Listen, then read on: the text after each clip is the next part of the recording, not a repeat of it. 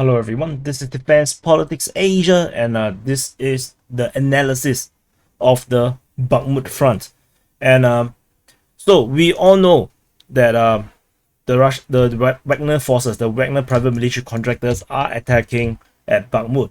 They are currently attacking from the north of Bakhmut, from the east, from the southeast, from the south, southwest, even from the northwest, and they are also attacking towards Kromove, attacking towards Bodanivka, attacking in the area of Dubovo Vasilivka, towards Khorivka, and of course, not forgetting Ivaniske, as well as trying to reach the junction here, just off Chasiv. And the Ukrainians are also not doing nothing. They are still holding a very strong defense in the Bakhmut region. They are holding the lines. They have launched counteroffensive to keep the lines of retreat, all communications of resupply open. And currently the situation is like this. And let me drop in the shadow. Yes, now look better. So now you can see better. So this is what we are seeing. It's actually not a very big front. This entire area is merely 10 upon 10, maybe 10 kilometers by 10 kilometers. Is not particularly a very huge front, and which is also why Wagner private military contractors can manage this, because ultimately they are not extremely huge. And of course there is fighting in other regions also. The Wagner groups is also attacking, wrong color. They are also attacking along the highway towards Sloviansk, attacking at Zelenskyy. They are attacking at Vasilivka, Rozdolivka, attacking here at this is Fedorivka, here in Fedorivka, Rozdolivka, Vasily, and in multiple areas. This is all the Wagner's attack. All these red arrows are Wagner private military contractors. But what is the main aim? Have you really think about it? What are they actually thinking about?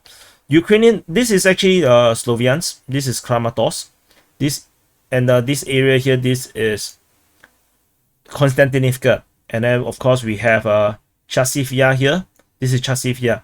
These are all strongholds of the Ukrainian forces, and on top of that, there's also this major line of defense line that is built pre-war, and of course after the war have started, there must be additional line of defenses elsewhere that we are not fully aware of.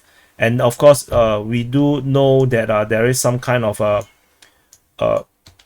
front line forward operating base around this region here, the Ukrainians. So the Ukrainian lines are actually very robust. And on top of that, we have the very difficult to ever reach Siversk city, and with an extremely strong line over the Siversk fronts that refuse to fall. And what is the Wagner trying to do? And I want to show you this location, Oleksandrivka. Oleksandrivka, I suspect, is the reason why the Wagner forces is pushing in this direction. Because the Siversk front actually also have a pretty weak roads to their rear. Despite they have a very strong front line, they actually have a weakness which is towards the rear. They do not have a lot of retreat routes or reinforcement routes, and one of them is already taken, or unable to use at Vasilivka. And with the Russians pushing, there is actually this major junction at Oleksandrivka, and should the Wagner forces actually reach this city or this small little town, this entire road cannot be used. And the only road left that links with Siversk is actually all the way up to Krasny Liman, and Krasny Liman have to cross across this bridge that might be destroyed through Horodok to reach Sloviansk, as well as this highway is of course cannot be used anymore. So Oleksandrivka might actually be the real objective of the Wagner forces in this area here. They are currently pushing in this direction. This is one thing. Another thing, and if you look at this direction here, the Wagner forces previously was also pushing for Stupochki. And I think maybe lack of ammunition, lack of forces, or maybe due to Ukrainian counteroffensive, the attack or the push towards Stupochki has been abandoned. Tentatively, we are not seeing this. But what are the Russians doing here though? Why are they pushing in this direction? I got a feeling that they are actually pushing further west, and they're going to take the canal here, maybe capture Makove or Fedorivka, and they actually will flank to the rear of Chasiv. And while if this push is successful, we will probably see a new offensive towards Peteshiny, and then of course maybe Stupochki, and then they can actually flank northward, build a defense line at Konstantinivka, and to block any reinforcement coming from the Ukrainians going from Konstantinivka towards Chasiv, and they can actually complete a double pincer movement, because now currently there is this pincer movement that is currently happening, and this pincer movement actually threatens Bakhmut. But Chasiv is a bigger prawn to fry, or bigger fish to cook, and to steam it.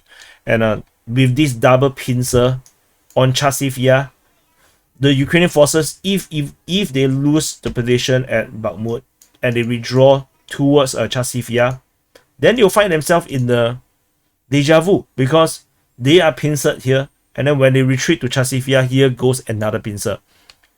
Here comes another pincer on Chasiv itself, and this time round, they might not even escape, or they have to go through yet another small little road towards Konstantinivka, and then continue to be grind away on their way out. Tentatively, the Ukrainian forces have officially announced through the President Zelenskyy that they will be holding defense at Bakhmut. They are not going to withdraw, but I suspect that this also could be a reason because of the change in the weather. The road has become too muddy in their only retreat route, and redrawing might actually cost them more forces, so they are deciding to hold. But whether they can send reinforcement to Bakhmut itself remains to be seen. So the most likely action is from the Ukrainians is actually to counterattack around Budanivka and Ivanytsky region to push back the Wagner forces on their pincer, and eventually hopefully they can recover the major roads that they can use to reinforce or resupply or to rescue Bakhmut city itself.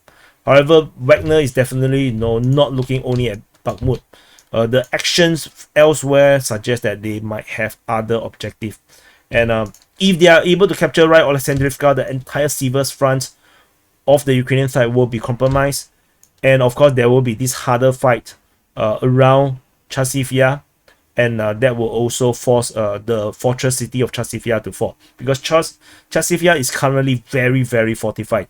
So I don't think the Wagner forces want to go straight through. They'll probably go around it.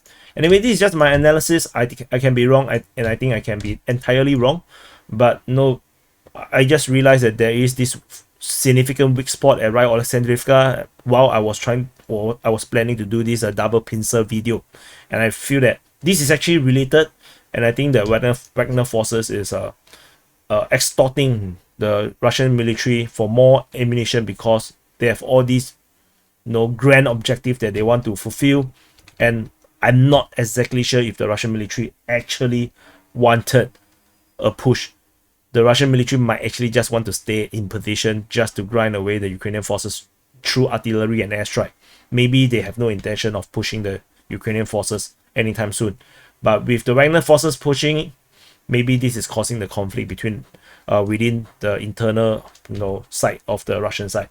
Anyway, thanks for watching. Do press the like button, subscribe if you have not subscribed, and I will see you in the next update.